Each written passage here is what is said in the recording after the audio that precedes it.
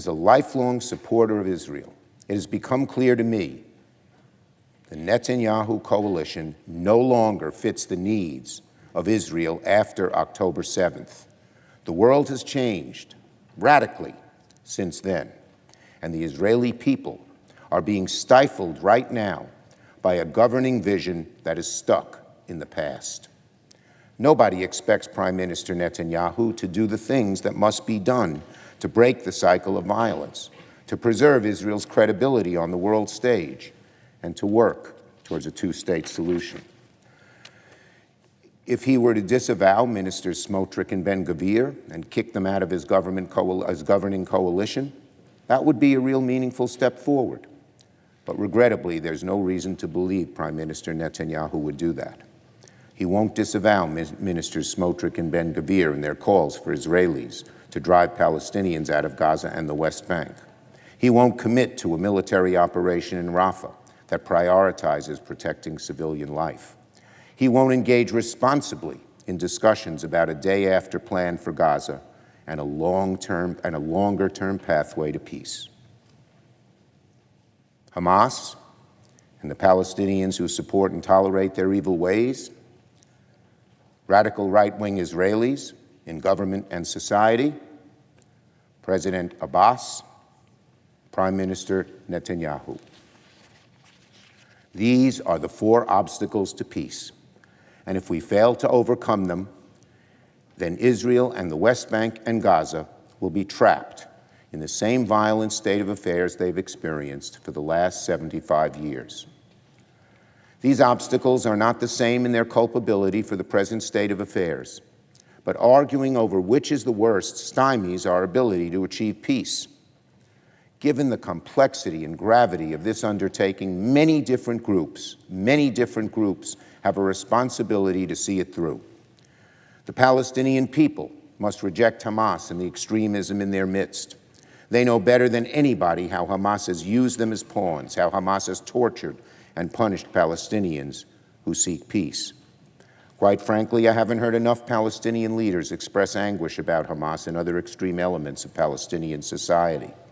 I implore them to speak up now, even when it may be hardest, because that is the only true way to honor the lives of all those lost, by transcending the enmity and bloodshed and working together in good faith for a better future. Once Hamas is deprived of power, the Palestinians will be much freer to choose a government they want and deserve. With the prospect of a real two-state solution on the table, and for the first time, genuine statehood for the Palestinian people, I believe they will be far more likely to support more mainstream leaders committed to peace. I think the same is true for the Israeli people. Call me an optimist, but I believe that if the Israeli public is presented with a path to a two-state solution that offers a chance at lasting peace and coexistence, then most mainstream Israelis will moderate their views and support it. Part of that moderation must include rejecting right-wing zealots like Ministers Smotrich and Ben-Gvir and the extremist Israeli settlers in the West Bank. These people do not represent a majority of the Israeli public, yet under Prime Minister Netanyahu's watch, they have had far too much influence. All sides must reject from river to the sea thinking, and I believe they will if the prospects for peace and a two-state solution are real. Beyond the Israeli and Palestinian people and their leaders, there are others who bear a serious responsibility to work towards a two-state solution. Without them, it cannot succeed.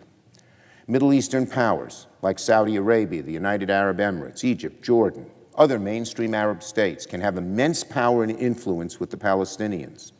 Working with the United States, they must responsibly deploy their clout, their money, and their diplomacy to support a new demilitarized Palestinian state that rejects terror and violence. I believe they have the leverage to do this with the support of the majority of the Palestinian people, who want what any other people want: peace, security, prosperity. I believe there is enough strength in the Arab world to get President Abbas to step down and to support a gradual succession plan for responsible Palestinian leaders to take his place. Hamas has so wrecked society in Gaza that it will take outside involvement of Arab countries to help rebuild something better and more sustainable. It may take some time to identify such leaders, but with the considerable resources of the Arab world backing them, I believe these leaders can and will emerge, knowing that they have support. The outlines of a deal between Saudi Arabia and Israel that were reported before October 7th still make a great deal of sense and can be the catalyst for the creation of a viable Palestinian state. Saudi Arabia and other Arab nations should continue to pursue normalization with Israel, and this should be the foundation of a grand bargain in the Middle East that will finally make meaningful Palestinian statehood a reality. For our part, the United States, the world superpower, must work together with our allies to bring our immense diplomatic and financial power to bear on this situation. We can be a partner to a grand bargain in the Middle East by deepening our relationship with the Saudis and other Arab nations to induce them to make a deal, but only if they actively guide Palestinians to a more peaceful future. On the Israeli side, the U.S. government should demand that Israel conduct itself with a future two-state solution in mind. We should not be forced into a position of unequivocally supporting the actions of an Israeli government that include bigots who reject the idea of a Palestinian state. Israel is a democracy. 5 months into this conflict, it is clear that Israelis need to take stock of the situation and ask, must we change course? At this critical juncture, I believe a new election is the only way to allow for a healthy and open decision-making process about the future of Israel, at a time when so many Israelis have lost their confidence in the vision and direction of their government. I also believe a majority of the Israeli public will recognize the need for change, and I believe that holding a new election, once the war starts to wind down, would give Israelis an opportunity to express their vision for the post-war future. Of course, the United States cannot dictate the outcome of an election, nor should we try. That is for the Israeli public to decide, a public that I believe understands better than anybody that Israel cannot hope to succeed as a pariah opposed by the rest of the world. As a democracy, Israel has the right to choose its own leaders, and we should let the chips fall where they may. But the important thing is that Israelis are given a choice. There needs to be a fresh debate about the future of Israel after October 7th. In my opinion, that is best accomplished by holding an election. Now, if Prime Minister Netanyahu's current coalition remains in power after the war begins to wind down and continues to pursue dangerous and inflammatory policies that test existing U.S. standards for assistance, then the United States will have no choice but to play a more active role in shaping Israeli policy by using our leverage to change the present course.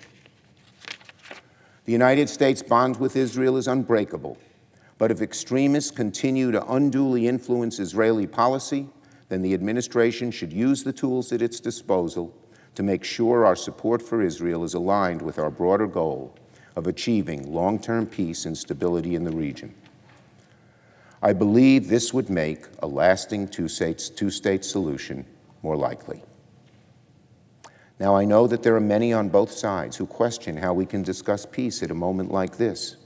So many Gazans are displaced from their homes and struggling to meet their most basic needs. Many are still burying and mourning their dead. Entire families have been wiped out. In Israel, everyone knows someone who was killed on October 7th.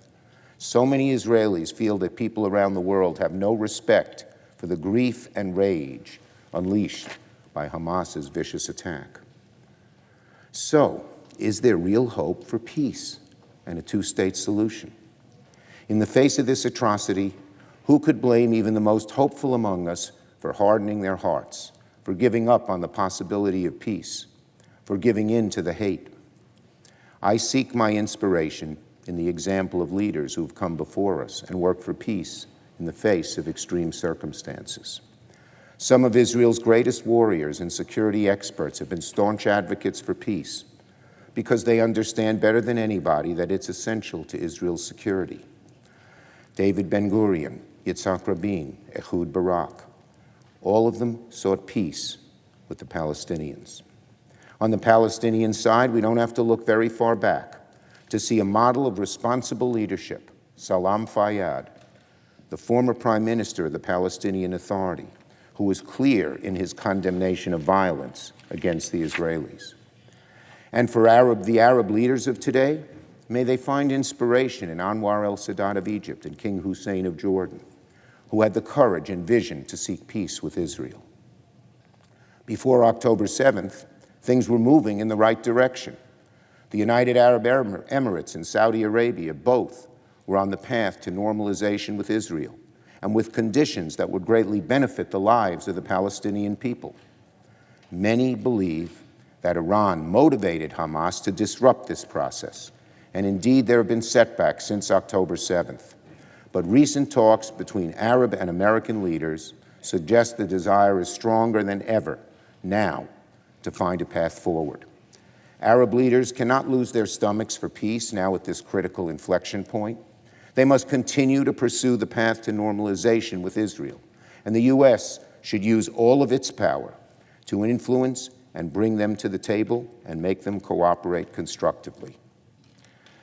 If my speaking out today has any effect, it will probably have greater influence on the Israeli and Jewish side of things.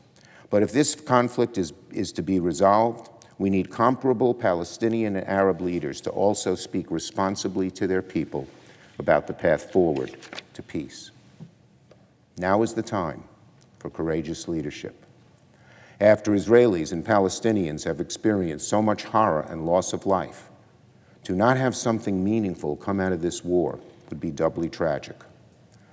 History will look back on what we do here.